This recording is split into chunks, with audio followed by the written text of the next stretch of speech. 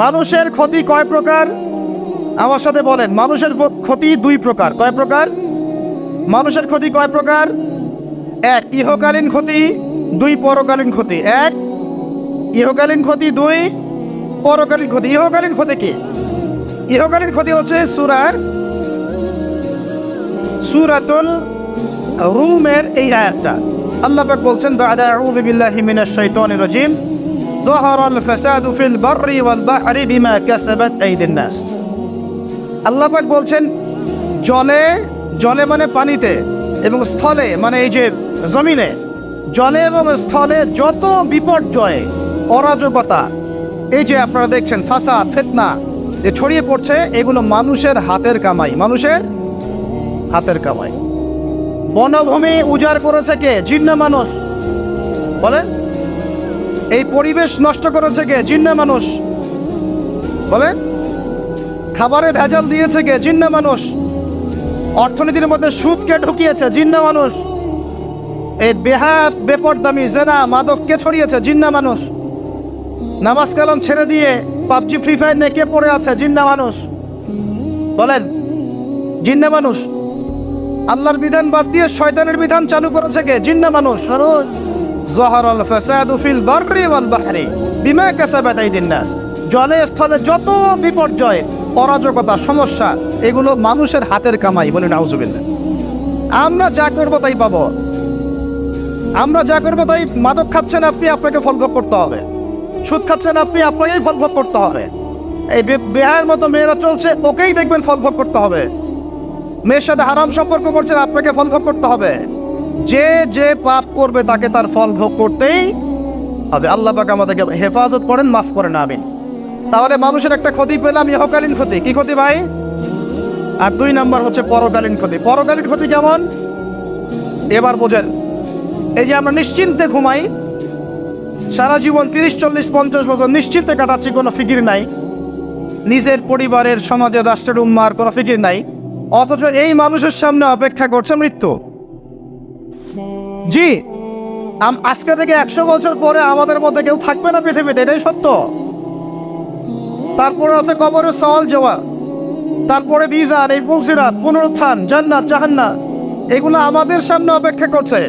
আর সেই মানুষ নিশ্চিন্তে বসে বসে মেয়ের সাথে টাঙ্গি মারে। সেই মানুষ বাইক নিয়ে একটা মেয়েকে নিয়ে ঘুরছে। সেই মেয়ে একটা ছেলের সাথে চটপটি ফুচকা খায়। সেই লোক আল্লাহর বিধানকে সরাই দিয়ে শয়তানের বিধান চালু করা শুরু করল। সেই ব্যক্তি সুদ খাচ্ছে। সেই ব্যক্তি ট্রান্সজেন্ডার এই মতবাদ প্রমোট করতেছে। হ্যাঁ, সেই ব্যক্তি শিক্ষার মধ্যে ইসলাম বিদ্বেষী বিষয় ঢুকাই দিল। এই মানুষের সামনে পরকাল অপেক্ষা করছে। একদম টেনে হিস্ট্রি আল্লাহ পাক সামনে নিয়ে দাঁড় করাবেন, দাঁড় করে জিজ্ঞাসা করবেন। তাহলে আমরা কত অপদার্থ, কত বোকা, আমরা কি বুঝতে পারছি ভাই? একটু বুঝতে পারছেন কি? আল্লাহ পাক সূরা আহজাবে এটাও কিন্তু বলেছেন যে ইন্নাল ইনসানা যালুমান জাহুলা। এর আগে আল্লাহ বলছেন ওয়ালাকাদ আরাদনাল আমানাতা আলাস সামাওয়াতি ওয়াল আরদি ওয়াল জিবালা ফাআবাইনা আন ইয়াহমিলনাহা ওয়া আশফাকনা মিনহা ফাহামালাহাল ইনসান। সুবহানাল্লাহ। শুকরিয়া, আল্লাহ পাক মনে করায় দিয়েছেন। আরেকটা যদি না বলতে পারতাম, মনের মধ্যে একটা অতৃপ্তি থেকে যাইত। আল্লাহুম্মা লা ইলমা লানা ইল্লা মা আল্লামতানা ইন্নাকা আনতাল আলিমুল হাকিম। আলহামদুলিল্লাহ। আরেকটার অর্থ শুনেন।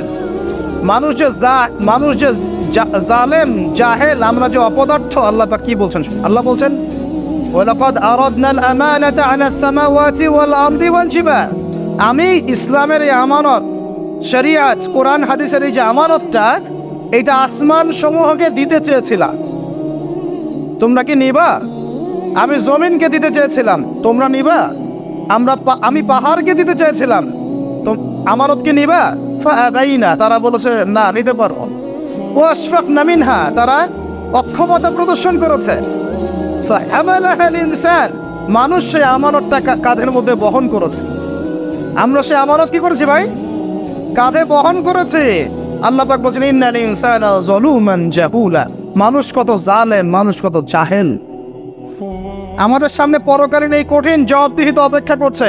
এরপরে আমাদের জীবনযাপন পদ্ধতি দেখলে মনে হয় যে আমাদের মধ্যে আর গরু ছাগলের মধ্যে কোনো পার্থক্য নাই। কেন? গরু ছাগলের কাজ কি? খাবে, ইস্তেঞ্জা করবে আর সহবাস করবে। বাস আমাদের এখন এই তিনটা কাজ, কি খাবো আর কোন টাইলস ফিটিং বাসায় পায়খানা করব আর কতগুলো বাচ্চা পয়দা করতে পারে, বাস দ্যাটস অল। এর বাইরে আমাদের চিন্তা কোথায়? আচ্ছা এবার আসেন, সময়ের কসম বুঝতে পারলেন? ইন্নাল ইনসানা লাফি খুসর বুঝতে পারলেন? আচ্ছা আল্লাহ পাক এবার আমাদেরকে বলছেন, আচ্ছা ঠিক আছে, 4টা গুণ অর্জন করো। কয়টা ভাই আমার সাথে বলেন, কয়টা গুণ অর্জন করব? আল্লাহ পাক বলছেন এই 4টা গুণ যারা অর্জন করবে তারা ওই ক্ষতি থেকে বেঁচে থাকবে ইনশাআল্লাহ। সুবহানাল্লাহ। দুনিয়াতেও তারা সফল হবে, পরকালেও সফল হবে ইনশাআল্লাহ। আল্লাহ বলছেন ইল্লাল্লাযীনা আমানু, তারা নয় যারা এক ঈমান এনেছে, তারা ক্ষতির মধ্যে নাই, যারা ঈমান এনেছে। 2 ওয়া আমিলুস সালিহাত, সৎ আমল সম্পাদন করেছে। কি আমল? সৎ আমল। তারপরে ওয়া তাওয়াসাউ বিল হক, পরস্পরকে সত্যের উপদেশ দিয়েছে। কিসের উপদেশ? সত্যের। 4 ওয়া তাওয়াসাউ বিস সবর, এবং পরস্পরকে ধৈর্যের উপদেশ দিয়েছে। কয়টা বললাম বলেন তো ভাই? 4টা গুণাবলী অর্জন করলে ক্ষতি থেকে বাঁচতে পারবো, অন্যথায় কোনো সুযোগ নাই। যত বড় ফকিহ হন, আলেম হন, মুহাদ্দিস হন, মুফাসসির হন, পলিটিক্যাল নেতা হন, কোনো লাভ নাই, কিচ্ছু হবে না পরকালে, একদম নাজাতের রাস্তা বন্ধ যদি 4টা গুণাবলী অর্জন না করতে পারি। কয়টা ভাই? 1 নম্বর ইল্লাল্লাযীনা আমানু, যারা ঈমানদার হয়েছে। 1 নম্বর কি? ঈমানদার হয়েছে, পাক্কা ঈমানদার হয়েছে। 2 নম্বর ওয়া আমিলুস সালিহাত, সৎ আমল করেছে। কি আমল? ওয়া তাওয়াসাউ বিল হক, হকের দাওয়াত দিয়েছে। কিসের দাওয়াত? 4 নম্বর ওয়া তাওয়াসাউ বিস সবর, ধৈর্যের দাওয়াত দিয়েছে, ধৈর্যের উপদেশ। কিসের উপদেশ? এটা কি শুধু একজন ব্যক্তির উপরে বর্তাবে? তার সবার উপর দায়িত্ব। এই সূরা কি শুধু আলেমদেরকে উদ্দেশ্য করা হচ্ছে? শুধু মুফাসসিরদেরকে, শুধু মুহাদ্দিসদেরকে, শুধু বক্তাদেরকে, নাকি সবাইকে? এই সবাই মিলে যখন এই 4টা গুণাবলী অর্জন করবেন, দেখবেন ইনশাআল্লাহ দুনিয়াতেও বিজয় আমাদের, পরকালে আমাদের ইনশাআল্লাহ। এবার একটু ব্যাখ্যা করি সংক্ষিপ্ত করে। ঈমান মানে কি? ঈমান অর্থ কি? বিশ্বাস। ঈমানের পিলার কয়টা? ঈমানের স্তম্ভ পিলার কয়টা? বলেন 6টা। কয়টা? আমার সাথে বলেন কয়টা? 1 নম্বর আল্লাহ বিশ্বাস। কোথায় বিশ্বাস? এক আল্লাহ বিশ্বাস, আল্লাহ ছাড়া কোনো মাবুদ নাই। এবং আল্লাহ তাওহীদে বিশ্বাস, শিরক থেকে দূরে থাকা। 2 আল্লাহ পাকের মালায়েকা ফেরেশতা মণ্ডলীতে বিশ্বাস। ফেরেশতায় বিশ্বাস করি তো ইনশাআল্লাহ? এই জায়গাটাতে ফেরেশতারা আছেন, বিশ্বাস করেন? আমাদের দোকানে ফেরেশতা আছেন, বিশ্বাস করেন? আপনি যখন আয়াতুল কুরসি পড়ে ঘুমান তখন একজন ফেরেশতা আপনাকে পাহারা দেন, বিশ্বাস করেন? সুবহানাল্লাহ, সুবহানাল্লাহ। এরকম অগণিত অসংখ্য ফেরেশতা আছে আল্লাহ পাকের। কতগুলা? এই আরশে আজিম, এই আমরা বলি আরশে আজিম, নিচে একটা জায়গা আছে 7ম আসমানের উপরে, তার নাম হলো বাইতুল মামুর। কি নাম? বাইতুল। ওটা হচ্ছে একটা ফেরেশতাদের তাওয়াফ করার জায়গা। আমরা যেমন কাবা ঘরে তাওয়াফ করি না? করি না? কারা কারা করেছেন হাত তোলেন। মাশাআল্লাহ, মাশাআল্লাহ। আল্লাহ পাক আরো বেশি করার তৌফিক দান করেন, আর যারা করে নাই তাদেরকেও তৌফিক দান করেন। আল্লাহ পাক সবাইকে হজ করার তৌফিক দান করেন। শোনেন, তবে একটা কথা বলে রাখি, ওই হজ উমরা সফরে গিয়ে, প্রসঙ্গ অন্যদিকে চলে যাচ্ছে, ওই জন্য বলতে যাচ্ছিলাম লম্বা করে, হজ উমরা সফরে গিয়ে এই মোবাইল ফোনগুলো নিয়ে যাবেন না। এই বাটন ফোন নিয়ে যাবেন। এই মোবাইল ফোন হজ উমরা সফরে নষ্ট করে ফেলেছে। এই হজ উমরা সফরে আমরা দেখে আসলাম যে মোবাইল ফোনের কারণে মানুষ ইবাদতের যে নূর নষ্ট করে ফেলেছে। ওখানে গিয়ে সেলফি, শোডাউন, এইটা ওইটা, আল্লাহ মাফ করে না আমাদের। আর সুবহানাল্লাহ, মানুষ এখন হারাম এলাকাতেও দেখে সিগারেট খায় বসে বসে। হ্যাঁ, হারামের বাইরে, মসজিদ নববীর বাইরে আমি তো দেখেছি এক মহিলাকেও সিগারেট খাইতে। কথা বুঝতে পারছেন? মানুষের সাইকোলজি এমন হয়ে গেছে এখন যে নববী, আরাম, এগুলোর পাশে বসে মানুষ সিগারেট খাচ্ছে, স্মোক। আপনারা যারা সফরে গিয়েছেন বা যাবেন ভবিষ্যতে, এই ফোন আর এই জিনিসগুলো আপনারা কখনো, খবরদার এগুলো কখনো করতে যাবেন না। সিগারেট তো এমনিতেই খাবেন না, বলছি মোবাইল ফোনও নিয়ে যাবেন না, এই স্মার্টফোনটা নিয়ে যাবেন। যে ফোনটাতে বাটন, কথা বলা যায়, এতটুকু নিয়ে যান। যদি নিয়ে যেতেই হয়, এটাকে হোটেলে বা কোথাও রেখে আসবেন, ইবাদতের মধ্যে এটা নিয়ে যাবেন। যাই হোক, ওইদিকে যাচ্ছি না, ওইটা অন্য প্রসঙ্গ। যেটা বলতে চাচ্ছিলাম যে আল্লাহ পাকের অগণিত ফেরেশতা আছেন, এই ফেরেশতাদের তাওয়াফের জন্য আল্লাহ পাক একটা ঘর বানিয়েছেন, তার নাম বাইতুল মামুর। কি নাম? ভাই বাইতুল মামুরে যে ফেরেশতা একবার তাওয়াফ করে, কয়বার ভাই? একবার। সে আর কিয়ামত পর্যন্ত তাওয়াফের সুযোগ পাবে না। বলেন সুবহানাল্লাহি ওয়া বিহামদিহি সুবহানাল্লাহিল আযীম। তাহলে আপনি কি বুঝতে পারলেন আল্লাহর ফেরেশতার সংখ্যা কত? যে একবার তাওয়াফ করেছে সে কিয়ামত পর্যন্ত আর সুযোগ পাবে না। চিন্তা করা যায়। এখন ইমানের পিলার কয়টা বললাম ভাই? 1 নম্বর কিসে বিশ্বাস? আল্লাহ বিশ্বাস করি তো নাকি? তা আল্লাহ বিশ্বাস করলে যুবকরা এখন আত্মহত্যা করে কেন? বলেন, আল্লাহ বিশ্বাস যদি করেন তাহলে রেজাল্ট খারাপ হলে আত্মহত্যা করেন কেন? আল্লাহ আপনার তাকদীর লিখেন নাই? আল্লাহ বিশ্বাস করলে আপনি চাকরি পাচ্ছেন না, হতাশ কেন? আল্লাহ যদি বিশ্বাস করবেনই তাহলে আপনি মেয়ের পিছনে জীবন নষ্ট করছেন কেন? আল্লাহতে যদি বিশ্বাস থাকেই তাহলে নামাজ নাই কেন? আল্লাহ যদি বিশ্বাস করেনি আলহামদুলিল্লাহ, তাহলে যাকাত দেন না কেন? তাহলে দ্বীনের জন্য কোনো ফিকির নাই কেন? দ্বীনি ইলম অর্জন কেন করেন না? কেন কোরআন তেলাওয়াত করা শেখেন না? কথাগুলো কি কষ্ট পাচ্ছেন? একটু পান, আমি দোয়া করি একটু যেন আপনি কষ্ট পান, এবং এই কষ্টটা যেন আপনাকে আল্লাহর দিকে নিয়ে আসে। এই কষ্টটাই যেন আপনাকে আল্লাহর দিকে নিয়ে আসে। আল্লাহ তৌফিক দান করেন, আমিন। সবসময় নরম নরম ওয়াজে কাজ হয় না, সবসময় নরম নরম কথা বলে কাজ হয় না। আমাদের কাছে আবু বকর রাদিয়াল্লাহু আনহুর সুন্নতও আছে, ওমর ইবনে খাত্তাবের সুন্নতও আছে। আল্লাহ পাক আমাদেরকে তৌফিক দান করেন, আমিন। তাহলে ভাই আল্লাহ বিশ্বাস করবো তো ইনশাআল্লাহ? তাহলে এক কথায় আল্লাহর কোনো হুকুম ছাড়া যাবে না। রাজি? আল্লাহ পাকের কোনো হুকুম হাকাম ছাড়বো না ইনশাআল্লাহ। রাজি আছেন? আল্লাহ তুমি কবুল করো, আমিন। 2, আল্লাহ পাকের ফেরেশতা মণ্ডলীতে বিশ্বাস করি তো ইনশাআল্লাহ? ফেরেশতায় বিশ্বাস করলে গোপন পাপ কিভাবে করতে পারি? ফেরেশতায় বিশ্বাস করলে বাথরুমে পাপ করেন কিভাবে? ফোনের মধ্যে পাপ করেন কিভাবে? গোপনে মেয়ের সাথে পাপ করেন কিভাবে? গোপনে গোপনে পরকীয়া করেন কিভাবে? যদি আল্লাহকে আমরা আল্লাহর ফেরেশতার বিশ্বাস থাকেই, তাহলে আমাদের এই ফেরেশতারা লিখছে না সব কিছু? লিখছে না? আল্লাহ পাক আমাদেরকে বিশ্বাস করার মতো করার তৌফিক দান করেন। হাদিসে জিবরিল সহিহ মুসলিমে আছে এবং মিশকাতে আছে। হাদিসে জিবরিলের মধ্যে নবী সাল্লাল্লাহু আলাইহি ওয়াসাল্লাম বলেছেন, আন তা'বুদাল্লাহা কাআন্নাকা তারাহ ফাইন লাম তাকুন তারাহু ফাইন্নাহু ইয়ারা। শোনো মুসলমানরা, তুমি এমনভাবে আল্লাহর ইবাদত করো যেন তুমি আল্লাহকে দেখছো, আর যদি তুমি আল্লাহকে দেখতে না পারো তাহলে জেনে রাখবা আল্লাহ তোমাকে দেখছেন। এই বিশ্বাসটার নাম হলো ইহসান। কি নাম? ইহসান। এই ইহসানের সাথে ইবাদত করলে আমাদের মধ্যে সবসময় আল্লাহ কনসিয়াসনেস থাকবে। আল্লাহ ফেরেশতারা লিখছেন, আল্লাহ দেখছেন। অতএব প্রকাশ্য গোপনে আমার দ্বারা পাপ করা সম্ভব না। এরপরে পাপ হতে পারে কি না? হতে পারে না? পারে না? যদি পাপ হয়ে যায় কি করবেন? হতাশ হয়ে যাবেন না। যতবার পাপ হবে 2 রাকাত নামাজ, যতবার পাপ হবে ওযু করে 2 রাকাত নামাজ, ইনশাআল্লাহ আল্লাহ পাক পাপ মাফ করে দেবেন। তাই বলে আল্লাহ পাকের এই দয়ার সুযোগ নিয়ে পাপ করতেই থাকবেন এমন না। দয়ার সুযোগ নিয়ে পাপ করতেই থাকবেন এমনটা নয়। আল্লাহ পাক যেমন গফুর রহিম, আল্লাহ পাক তেমনি শাদীদুল ইকাব। আল্লাহ পাক যেমন রহমান রহিম, পরম করুণাময় অসীম দয়ালু, আল্লাহ পাক তেমনি কঠিন শাস্তিদাতাও বটেন। ঠিক আছে? 2 নম্বর পিলার মালায়েকায় বিশ্বাস। 3 নম্বর ওয়া কুতুবিহি, আল্লাহ পাকের সমস্ত আসমানি কিতাবে বিশ্বাস করবো। রাজি আছি তো ইনশাআল্লাহ? তাহলে কোরআন পড়া শিখবো তো ইনশাআল্লাহ? তেলাওয়াত, আরবি ভাষা, আরবি ব্যাকরণ, তাফসীর এতটুকু শিখতে হবে। আল্লাহ পাক তৌফিক দান করেন। ওয়া রুসুলিহি, আল্লাহ পাকের সমস্ত রাসূলে বিশ্বাস করবো তো ইনশাআল্লাহ? আমরা কি শুধু নবী মুহাম্মদকে বিশ্বাস করি সাল্লাল্লাহু আলাইহি ওয়াসাল্লাম, না সমস্ত রাসূলকে বিশ্বাস করি? বলেন, কনসেপ্ট ক্লিয়ার করেন। আচ্ছা, আরেকটা কথা, আমাদের নবীজির পরে কি আরো নবী আসতে পারে? তো অনেক মানুষে বলছে যে গোলাম আহমেদ কাদিয়ানীও নবী। বাংলাদেশে যে এগুলোর সংখ্যা দিন দিন বাড়ছে, তা আমাদের কোনো ভূমিকা নেই কেন? আমাদের কি মনে হয় যে আল্লাহ পাক আমাদেরকে ধরবে না?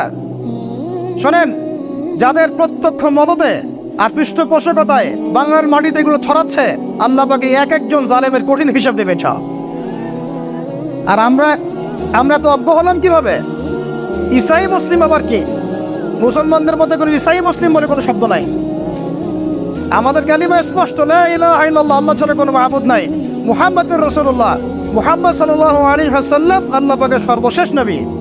তারপর লা নবিয়্যা বা'দা, তারপরে কোনো নবী আসবে না। হ্যাঁ, ঈসা ইবনে মারইয়াম আসবেন, তিনি আসবেন কখন? দাজ্জালকে হত্যা করার জন্য। নবী হিসেবে নন, তিনি আসবেন কি হিসেবে? উম্মাহ হিসেবে। আল্লাহ রাব্বুল আলামিন আমাদের একদম আকীদা পরিষ্কার করে রাখেন ইনশাআল্লাহ। আর এই ধরনের দাওয়াত যদি দিতে কেউ আসে, একটা চল লাগাই দিবেন ধরে। তারপর কি হবে দেখা যাবে। তারপর কি হবে দেখা যাবে। একদম কষে থাপ্পড় লাগাই দিবেন। মুহাম্মদ সাল্লাল্লাহু আলাইহি ওয়াসাল্লামের উম্মত হয়ে থাকলে এদেরকে একদম সুযোগ দিবেন না আপনি। আমার নবী পরেও নবী আসবে এমন মতবাদ প্রচার করতেছে, নাউযুবিল্লাহ। ওলামায়ে কেরাম বাংলার জমিনে থাকতে এটা কখনো সম্ভব হবে না ইনশাআল্লাহ। এদের যত পণ্য আছে এগুলো একটা পণ্য ব্যবহার করবেন না কখন। লিস্ট করে দেখবেন কোন কোন পণ্য এদের। আমি এগুলো বলতে চাচ্ছি না পাবলিকলি। সচেতন হন, ঈমান কোন দিক দিয়ে বের হয়ে চলে গেল আল্লাহ পাক আমাদেরকে মাফ করেন। নবীজি এই যুগের কথাই বলছিলেন সম্ভবত, যে ইউসবিহু রাজুলু মুমিনান ওয়া ইউমসি কাফিরান, একজন ব্যক্তি সকাল করবে মুমিন অবস্থায়, সন্ধ্যা হবে কাফের অবস্থায়। আস্তাগফিরুল্লাহ। ওয়া ইউমসি মুমিনান ওয়া ইউসবিহু কাফিরান, সন্ধ্যা করবে মুমিন অবস্থায়, সকাল হতে হতে কাফের হবে। ইয়াবিউ রাজুলু দীনাহু লিআরদি দুনিয়া, দুনিয়ার সামান্য স্বার্থে মানুষ তার দিনকে বিক্রি করে দিবে। বাংলার গ্রামে গ্রামে এখন এই যে খ্রিস্টান মিশনারিদের তৎপরতা দেখা যাচ্ছে। মানুষকে, মুসলমানদেরকে খ্রিস্টান বানানো হচ্ছে টাকার প্রলোভন দিয়ে, চিকিৎসা সেবার প্রলোভন দিয়ে। আপনারা কি দেখেও না দেখার ভান করছেন?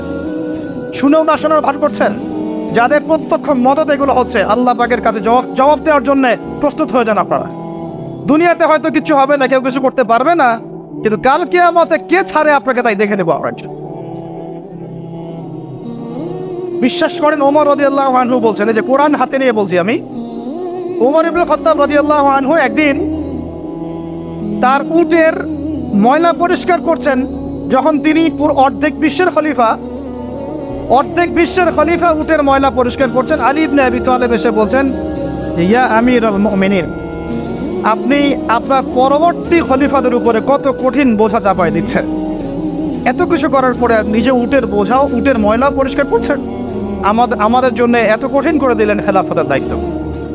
তখন ওমর ইবনে খাত্তাব বলছেন, এই কথাটা শোনেন। তিনি বলছেন যে যে আমাকে উচ্চ প্রশংসায় ভাসিও না, ইয়া আবুল হাসান। আবুল হাসান হচ্ছে আলী রাদিয়াল্লাহু আনহুর নাম। হে আলী, আমাকে উচ্চ প্রশংসায় ভাসিও না। আমি ভয় করি ইরাক তো তখন মুসলমানদের আওতায় আছে, ইরাকের ফোরাত নদীর কিনারায় যদি কোনো ছাগলের বাচ্চাও না খেয়ে মারা যায়, আমি ওমর ভয় করি কাল কিয়ামতের মাঠে আল্লাহ আমাকে এর জন্য জবাবদিহি করাবে। কি বুঝলেন? ওই যুগ আর এই যুগ লা ইসলামিয়ান, এটা কখনো একসাথে মিলবে না।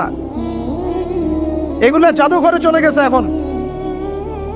তিনি বলছেন, ওমর রাদিয়াল্লাহু আনহু যিনি জান্নাতের সার্টিফিকেট প্রাপ্ত মানুষ, যার জান্নাতের ঘর আল্লাহ রাসূল দেখে এসেছেন, তিনি বলছেন যে আমি ভয় করি ইরাকের ফোরাত নদীর কিনারায় কোনো মেষপালক বা ছাগলের বাচ্চা, মেষ শাবক, তারাও যদি না খেয়ে পানির পিপাসায় মারা যায়, আমি ওমর ভয় করি কাল কিয়ামতের মাঠে আল্লাহ আমাকে জবাবদিহি করাবেন।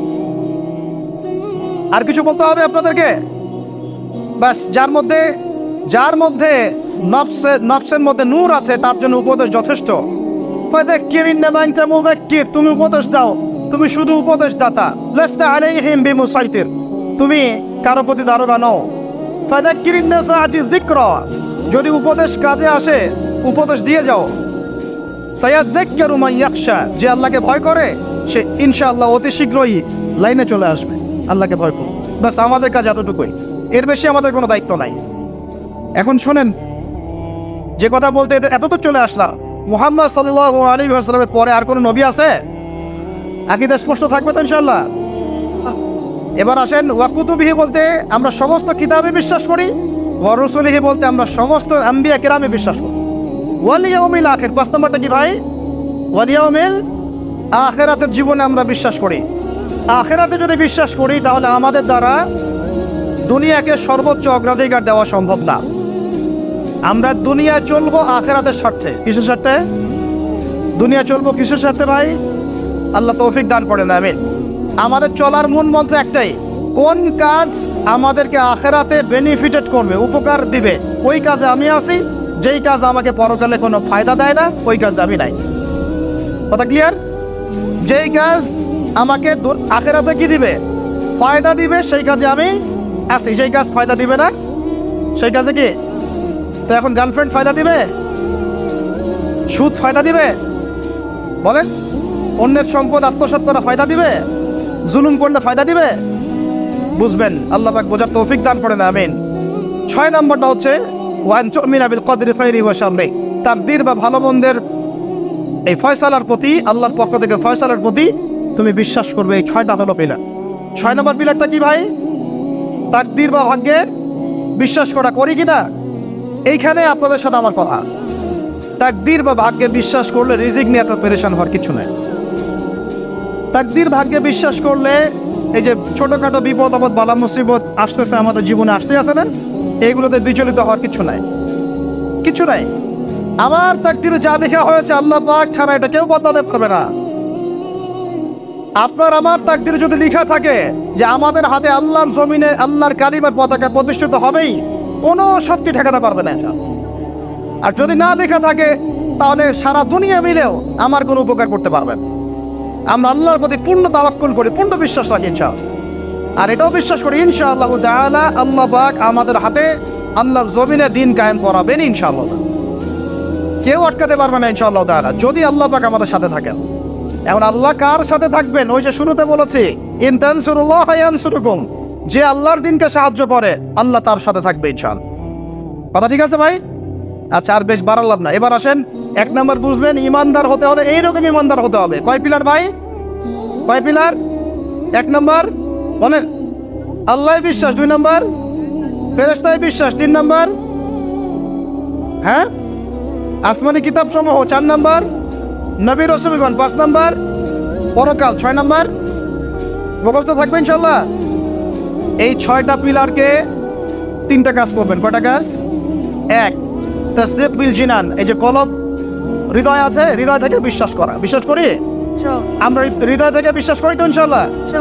ওয়াল ইকরার বিল লিসান, মুখে স্বীকৃতি দিবেন। মুখে কি দিবেন?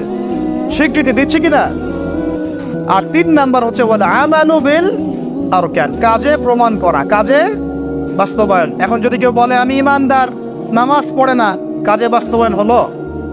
ইমান আমার খুব পাকাপোক্ত, যাকাত দেই না, হবে? বছর বছর হজ উমরা করেন, এদিকে মানুষের সম্পদ আত্মসাৎ করতেছেন, হবে? ব্যাস, এই কথা ক্লিয়ার বোঝা যাচ্ছে কি? আল্লাহ পাক আমাদের সবাইকে তৌফিক দান করেন। এই ঈমান যদি থাকে ইনশাআল্লাহ দুনিয়া সফল, পরকালে সফল। 2, ওয়া আমিলুস সলিহাত, আমলে সলেহ মানে কি? এক কথায় বোঝেন, এক কথায় বোঝেন।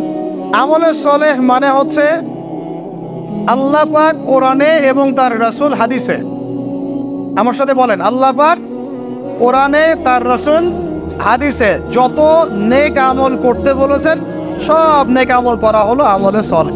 ক্লিয়ার? কি বললাম বলেন তো আমার সাথে? আল্লাহ পাক কোরআনে কারীমে তার রাসূল হাদিসের মধ্যে যত নেক কাজ করতে বলেছেন সেগুলো করার নাম, সেগুলো করার নাম আমলে সলেহ। যেমন নামাজ, যেমন সওম, যেমন সাদাকা, যেমন রমজানে সওম রাখা, হজ করা, উমরা করা, পিতা মাতার সাথে ভালো ব্যবহার, এমনকি মুসলিম ভাইয়ের সাথে হাসি মুখে কথা বলা, মুসাফা করা, হাসি মুখে কথা বলা, এগুলো থেকে শুরু করে যত উচ্চ পর্যায় পর্যন্ত আছে, একদম আপনার চেহারার দাড়ি থেকে নিয়ে জিহাদের ময়দান পর্যন্ত সবকিছু কি আমলে সলেহ। ক্লিয়ার কথা? এবার আরেকটা বিষয় বোঝা, আমলে সলেহের এটা হচ্ছে একটা পিঠ। পয়সার যেমন 2 পিঠ থাকে, এটা আমলে সলেহের 1 পিঠ। আরেক পিঠে কি আছে? আরেক পিঠে আছে আল্লাহ পাক কোরআনে তার রাসূল হাদিসে যত মন্দ কাজ থেকে দূরে থাকতে বলেছেন সেগুলো থেকে দূরে থাকার নাম হলো আমলে সলেহ। বুঝতে পারি না? বুঝতে পারি নাই? একটা পিঠ তো চিনলেন ভালো কাজগুলো করা, আরেকটা পিঠও চিনেন আল্লাহ পাক কোরআনে তার রাসূল হাদিসে যত খারাপ কাজ থেকে দূরে থাকতে বলেছেন, দূরে থাকার নাম, আরো জোরে বলেন, দূরে থাকার নাম। এই যে আপনি সুদ খাচ্ছেন না, এটাই আমলে সলেহ।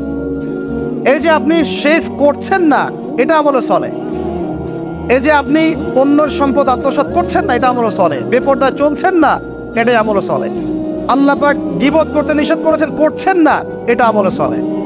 আল্লাহ পাক এতিমের সম্পদ আত্মসাৎ করতে নিষেধ করেছেন, আপনি যে করছেন না এটা আমল সালেহ। আল্লাহ বলছেন লা তাকরাবু জিনা, জিনার কাছে যেও না, কাছেও যেও না। আপনি যে যাচ্ছেন না এটা আমলে সালেহ। মানে ভালো কাজগুলো করার নাম যেমন আমলে সালেহ, খারাপ থেকে দূরে থাকার নাম কি? ক্লিয়ার কথা? তাহলে 1 নাম্বার ঈমান বুঝতে পারলেন, আমলে সালেহ বুঝতে পারলেন। 3 নাম্বার ওয়াতাওয়াসাউ বিল হক, হকের দাওয়াত দেওয়া। হকের, আর হকটা কি ভাই? হক মানে কি? কে বলতে পারবেন? হক মানে কি? হকের দাওয়াত দিতে বলেছেন আল্লাহ পাক। হকটা মানে কি? বিসমিল্লাহ। আমার হাতে কি এটা? এই জুমার রাত চলতেছে না, কালকে জুমার দিন। জুমার দিন একটা সূরা পড়তে হয়, সূরাটার নাম কি? জোরে বলেন। সূরা কাহাফ জুমার দিনে তেলাওয়াত করলে এক জুমা থেকে আরেক জুমা পর্যন্ত আপনার এই যে হায়াত, এটা ঈমানের নূর দিয়ে আল্লাহ ভরে দিবেন ইনশাআল্লাহ। আর এই সূরা কাহাফ আপনাকে দাজ্জাল থেকে বাঁচাবে। কার থেকে বাঁচাবে? সূরা কাহাফের সাথে আল্লাহ রাসূল দাজ্জালকে সম্পৃক্ত করেছেন। সূরা কাহাফ ছাড়া অন্য কোনো সূরার কথা বলা হয়নি। সূরা কাহাফ আপনাকে দাজ্জাল থেকে বাঁচাবে ইনশাআল্লাহ। এই সূরার মধ্যেই আছে হকের সংজ্ঞা। কিছু সংজ্ঞা এই সূরার মধ্যে 29 নম্বর আয়াতে আপনি পাবেন। আল্লাহ রাব্বুল আলামিন বলছেন ওয়াকুলিল হাক্কু মির রাব্বিকুম, সুবহানাল্লাহ। ওয়াকুলিল হাক্কু মির রাব্বিকুম ফামান শাআ ফালইউমিন ওয়া মান শাআ ফালইয়াকফুর। হে মুমিন মুসলমান শোনো, হক সত্য সেটাই যা তোমার রবের পক্ষ থেকে নাজিল হয়। সুবহানাল্লাহ। হকের সঙ্গে বুঝতে পারলাম? হক বা সত্য সেটাই যা তোমার রবের পক্ষ থেকে নাজিল হয়। এখন আমাকে বলেন আল্লাহর পক্ষ থেকে কি নাজিল হয়েছে বলেন? আচ্ছা, যখন তাওরাত নাজিল হয়েছিল ওটা কি হক ছিল না বাতিল ছিল? হক ছিল। জাবুর হক ছিল। তারপর ইনজিল, সর্বশেষ যে কোরআন নাজিল হলো এটা কি হলো তাহলে? এখন কোরআনের ব্যাখ্যায় হাদিস আছে না নাই? হাদিস আছে না নাই? নাকি শুধু কোরআন মানলেই হবে, হাদিস মানার দরকার নেই?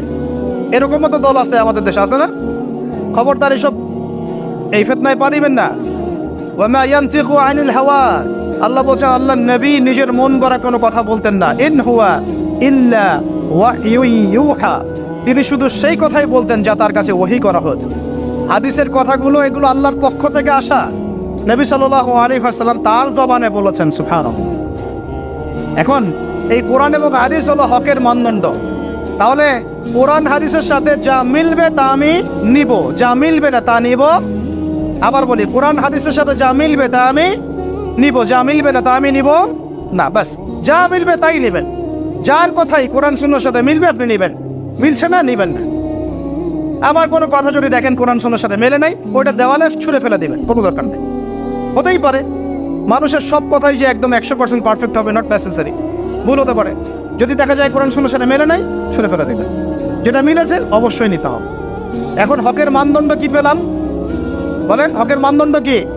কোরআন এবং এই হকের দাওয়াত আল্লাহ পাক দিতে বলছেন। এই হকের দাওয়াত দেওয়ার দায়িত্ব কি শুধু একা আমার, একা এই যে আলেম ওলামায়ে কেরামের, নাকি আমাদের সবার? দাওয়াতের মেহনত আপনি করবেন অবশ্যই, কিন্তু ইখতিলাফি মাসআলা, ফিকহি মাসআলা, গভীর যে বিষয়গুলো এগুলো নিয়ে আপনি কথা বলবেন না। যেমন নামাজের দাওয়াত আপনি দিতে পারেন কি না? নিজে নামাজ পড়েন, একটা বন্ধুকে নামাজের দাওয়াত দিতে পারেন। নিজে রোজা রাখেন, মানুষকে রোজার দাওয়াত দেন। নিজে পর্দা করেন, আরেক বোনকে পর্দার দাওয়াত দেন। কিন্তু আপনি ফিকহি ইখতিলাফি মাসআলার পার্থক্য বুঝেন না, অনেক গভীর, এগুলো নিয়ে সমাজে ফাসাদ সৃষ্টি করতে যাবেন না। ফিকহি মাসআলার হাত বাঁধার, আমিনের, রফুল ইয়াদাইনের, জোরে আমিন, আস্তে আমিন, তারাবি, এইটা ওইটা অনেক যে ব্যাপারগুলো আছে, এগুলো ফিকহি ইখতিলাফি মাসআলা, যেগুলোর গভীর জ্ঞান অর্জন না করা পর্যন্ত কেউ ইজতিহাদ করতে পারে না। এই জন্য ওলামায়ে কেরামের কাছে আমরা যাই, ওলামায়ে কেরাম যেটা ফতোয়া দেন সেটা আমরা গ্রহণ করি। আমরা ওলামায়ে কেরামের সোহবত থেকে দিন শিখবো ইনশাআল্লাহ। কথা ঠিক আছে ভাই? একা একা দিন শিখবেন না, ওলামায়ে কেরামের সাথে পরামর্শ করে সোহবত থেকে দিন শিখবেন। আর হকপন্থী ওলামায়ে কেরাম আর বাতিলপন্থী ওলামায়ে কেরাম কারা, এটা তো স্পষ্ট হয়ে যাচ্ছে দিন দিন। স্পষ্ট হয় নাই? এই যে অক্টোবর মাসের যে ফিলিস্তিন ইস্যু, এরপরেও কি আপনাদেরকে চেনাতে হবে যে কারা মুনাফিক আর কারা মুমিন? চেনাতে হবে? দেখেন নাই মুনাফিকদের কর্মকাণ্ড? এইরকম সময়ে তারা ইহুদিদের পক্ষে কথা বলে নাই? এরকম নির্লজ্জ জাতির, নির্লজ্জ একটা প্রজন্ম যারা যুদ্ধ চলাকালীন ইহুদিদের পক্ষে কথা বলেছে। আল্লাহ পাক হেফাজত করেন আমাদেরকে এই ফিতনা থেকে। মুহাক্কিক আলেমদের সাথে পরামর্শ করে দিন পালন করবেন, আল্লাহ পাক তৌফিক দান করেন। আমিন। তাহলে হক বলতে বোঝাচ্ছি কোরআন এবং হাদিস। আল্লাহ পাক